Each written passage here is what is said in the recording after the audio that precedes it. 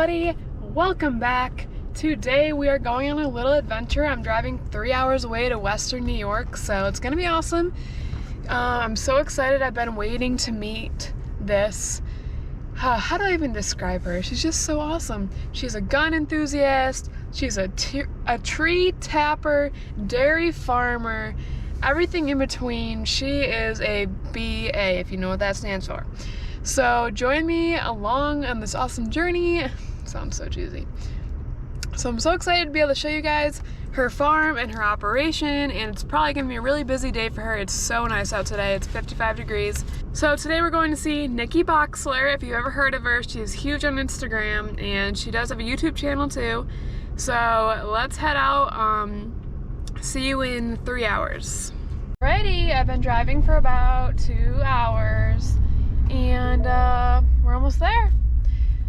And it's so nice out. You guys, it's 65 degrees. Spring is here. Hey everybody, I made it finally. Kind of in the middle of nowhere, but I'm glad I'm here. This is Nikki. We are at her maple operation right now, so she's going to show me around today. Do you want to talk a little bit about your operation and who runs it with you?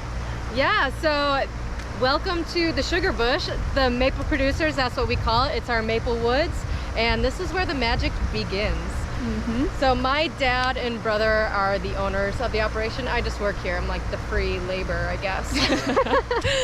And I help them out a lot. So we're gonna walk around and I'll show you everything that we have. Woo! We have approximately 175 miles of line. That includes our main lines that all run up, and then also our lateral lines.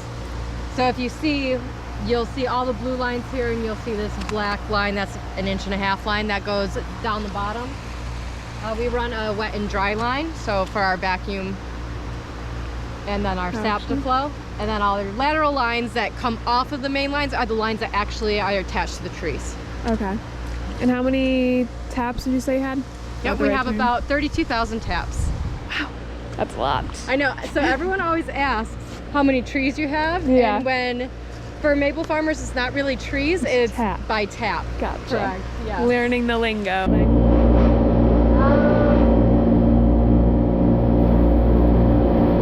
Wow.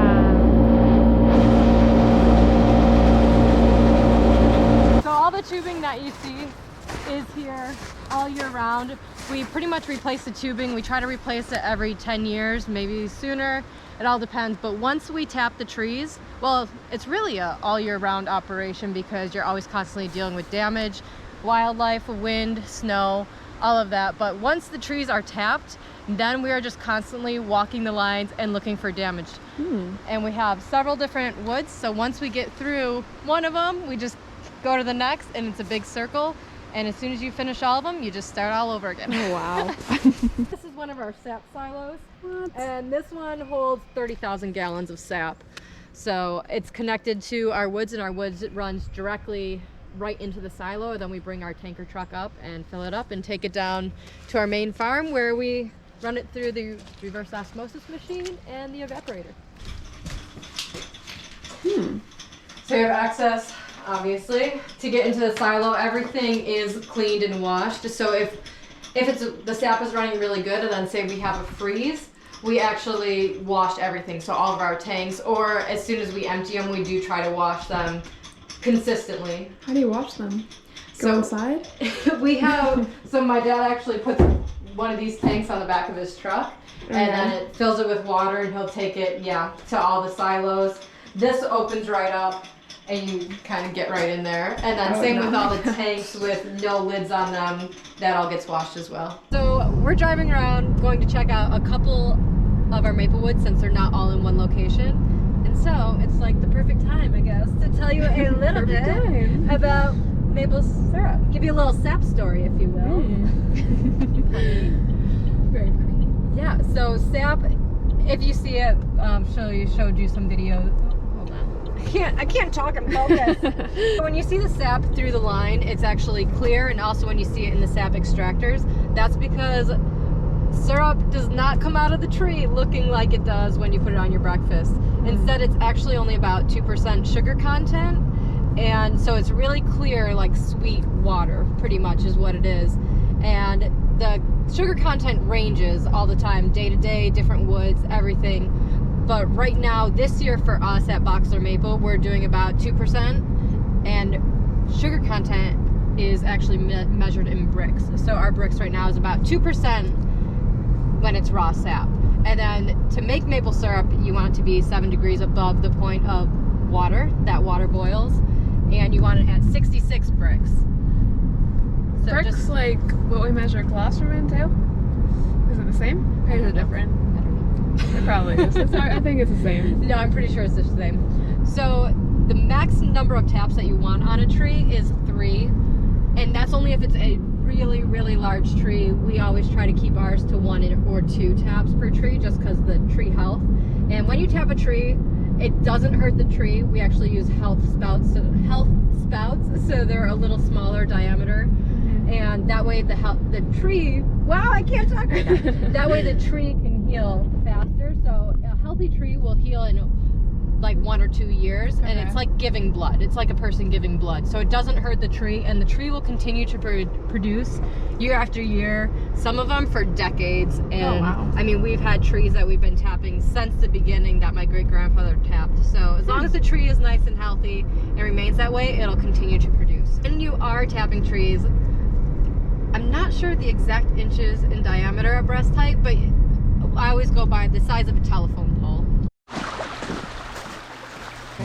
The sap extractor, once the sap extractor fills up, it just pumps straight out to the road. So like I said, every building is a little bit different, Yeah. depending on the needs of the woods. Those are all the taps? Yeah, so these are all saddles that go on our main lines. These are all old ones from before. So this wraps around like the 1-inch line right there, and then you drill the hole right into the line and connect your lateral line. Yeah, this is all of our old tubing. We have it all collected here. Love that. So we need to call someone to pick it up to recycle it. Oh God. The snow's melting really fast. So the cricks are deeper than you think. Yeah, my boots are a little shorter too. I know, that's what I'm worried about. We're out in the maple woods, another woods I should say, and we just ran tubing this year in this woods. Well, it was tapped previously, but we put brand new tubing in this woods. So as you can see, this is a nice sized maple, but we only put 1 tap on it. The amount of taps you put on a tree is really important for tree health. And we also use health spouts, which are a little smaller in diameter, so that way the tree can heal up faster. And the max number of taps you want on a tree is 3. So if it's an absolute giant, massive tree, the max you want is 3. So these 2 right here, nice sized trees, one tap. Or start. Ooh, that looks scary. Yeah. All right, so when you are producing maple syrup, the very first step that you're going to take is tapping a tree. So essentially what that means is you're drilling a hole in the tree in order to collect the sap. So this right here, you can use a normal drill. We actually used to use normal drills, but we have upgraded through the years, and this is a precision tapper. So the reason we like this is because you can set it to the depth. So we drill into the tree about 2 inches, and we use a 1964 drill bit.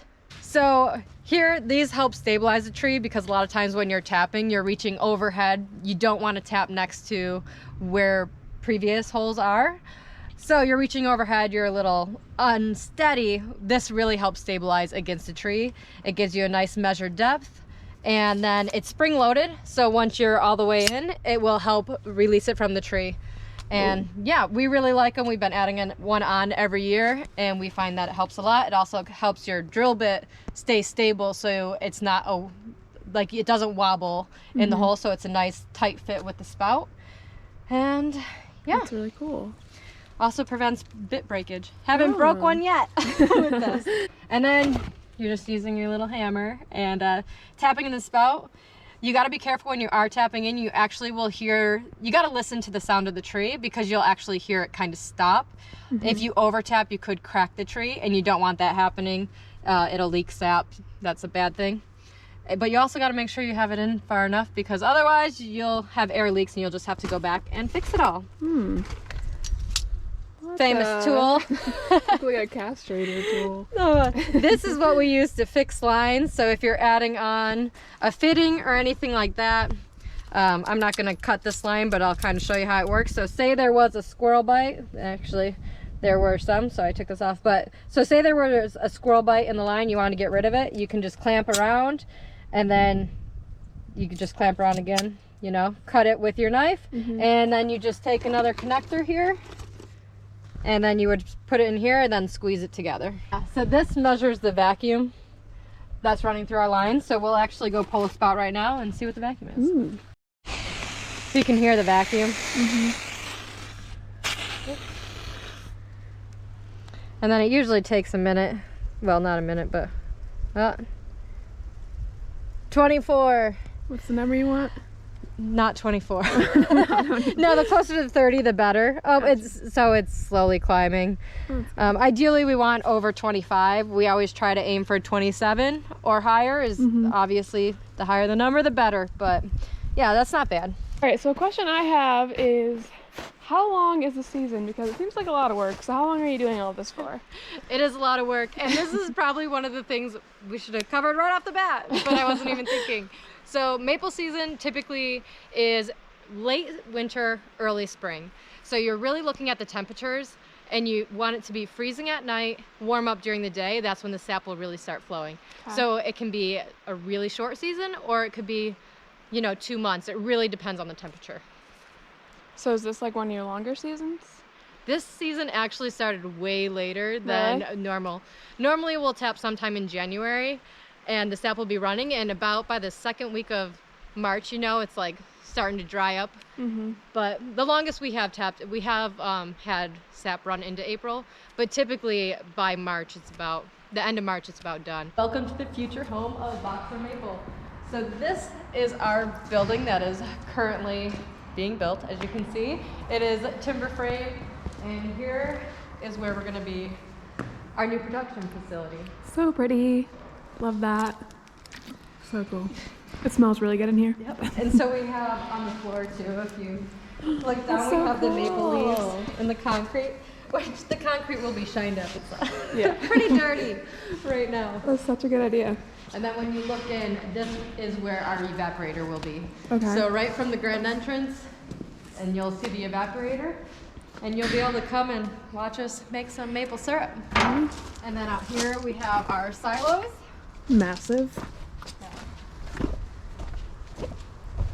So 2 of them are for holding raw sap, and then the third one is actually divided, and so it's going to hold the water and the concentrate. So the concentrate of the sap is after it runs through the RO, that's what we call the concentrate. So it'll be in that one. So typically, when it comes out of the tree, it's raw sap, and then it can take anywhere from 40 gallons of sap all the way to, last year, I believe it took us an average of 64 gallons of sap to make just 1 gallon of maple syrup. So there is a lot that goes into it.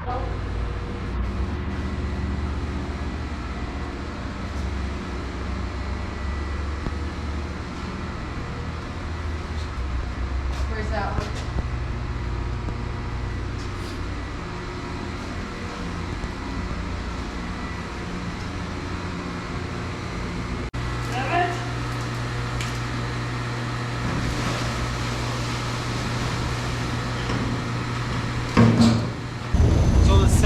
Enters this side of the evaporator. First, the sap goes through a preheater inside the hood that the steam preheats the sap before it gets into the flute pan. And then it travels through channels inside the flute pan until it comes out the other side. And so the sap comes out of the flute pan into that float box right there, and then it travels through these 3 front pans. And then when it comes out at the end, it's finished syrup. Oh wow, it's easier than I thought it would be. And right now, this is a guess. Every night we gotta guess at what temperature the syrup is gonna come out at. Okay. So when it's close to 216.8 degrees, it's gonna be close to syrup. Cool. And then after the syrup draws off into this tub, we'll use this hydrometer and check the density of the syrup. You just stick to the syrup. Yep.